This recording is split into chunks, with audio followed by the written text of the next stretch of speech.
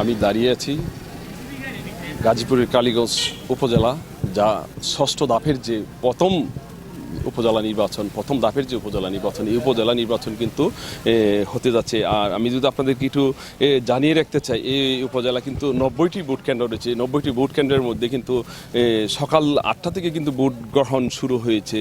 আর অন্যদিকে অভিযোগ রয়েছে যে গতকাল রাতে উপজেলার মুক্তারপুর ইউনিয়নে নসু মার্কেট এলাকায় যে আসলে নির্বাচনী সহিংসতায় দোয়াত কলমের যে সমর্থক আছে, এই সমর্থকের হামলায় কিন্তু একজন আওয়ামী লীগ নেতা সহ মোট 3 জন আহত হয়েছে। এই বিষয়ে থানায় আসলে একটি লিখিত অভিযোগ দিয়েছে রাতে। আর অন্যদিকে গতকাল রাতে যে বাদুসাদি ইউনিয়ন আছে, বাদুসাদি ইউনিয়নের যে 3 জন মহিলা আওয়ামী লীগের যে কর্মী আছে, তাদেরকে আসলে বিভিন্ন ধরনের হেনস্থা করা হয়েছে এমনটাই অভিযোগ করেছেন, কিন্তু তারাও লিখিত একটি অভিযোগ দিয়েছে।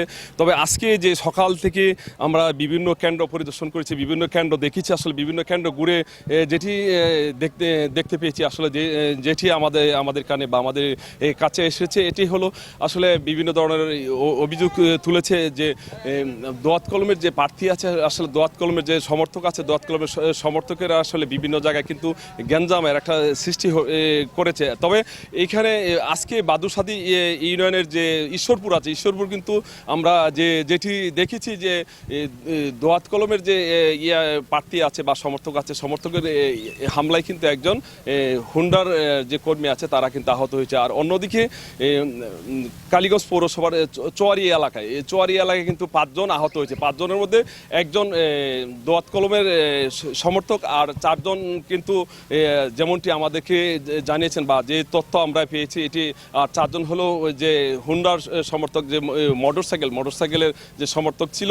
এই 4 জন কিন্তু আসলে গুরুতর আহত হওয়ার অভিযোগ উঠেছে। আর